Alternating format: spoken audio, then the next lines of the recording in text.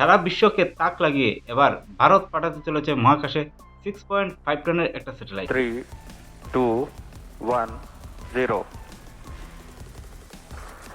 আসলে এই স্যাটেলাইট পাঠিয়ে ভারত করবে কি, সেটাই সবচেয়ে জানার বিষয়। এবং ভারতের উন্নতি এবং ভারতের প্রগতির যে রথের চাকা, সেটা থামতেই চাচ্ছে না, এবং সেটাই দেখে আমাদের পার্শ্ববর্তী দেশ সহ গোটা বিশ্ব অবাক। 100 motors ignited plus 5 seconds.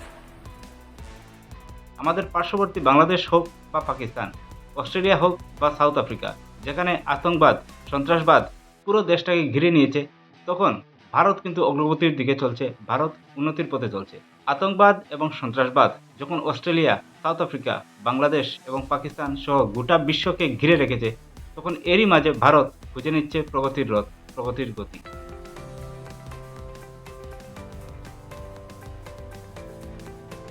আমাদের পার্শ্ববর্তী দেশ পাকিস্তান যখন ইউনিস খানের জেল নিয়ে ব্যস্ত, বাংলাদেশ ভারতের 7 সিস্টার্স দখল করে নেওয়া ব্যস্ত, তখন ভারত মহাকাশে পাঠাতে চলেছে 6.5 টনের বিশাল আকারের একটা স্যাটেলাইট।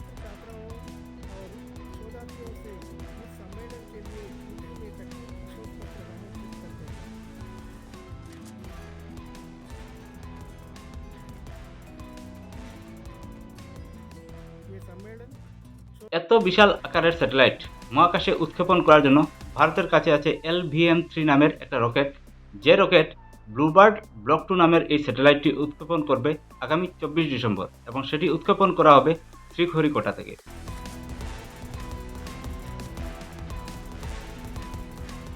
এতদিন পৃথিবীর দুর্গম অঞ্চল যেমন অ্যান্টার্কটিকা বা ভারত মহাসাগর বা প্রশান্ত মহাসাগর বা হিমালয়ের মতো উঁচু পর্বত, যেখানে মোবাইল নেটওয়ার্কের খুব বেশি সমস্যা থাকে, সেখানে এই স্যাটেলাইট সিগন্যাল প্রোভাইড করবে, যেটা হবে 4G এবং 5G, এবং তাতে ভারতের তথা পৃথিবীর বিভিন্ন সৈনিক এবং সাধারণ জনসাধারণের সাথে যোগাযোগ করা যাবে খুব সহজে। এই স্যাটেলাইট দিয়ে ভারত গোটা পৃথিবীকে এক নতুন দিশা দেখাবে। এগিয়ে যাক ভারতের বিজয়ের রথ, এগিয়ে যাক ভারতের উন্নতির রথ। জয় হিন্দ, জয় ভারত।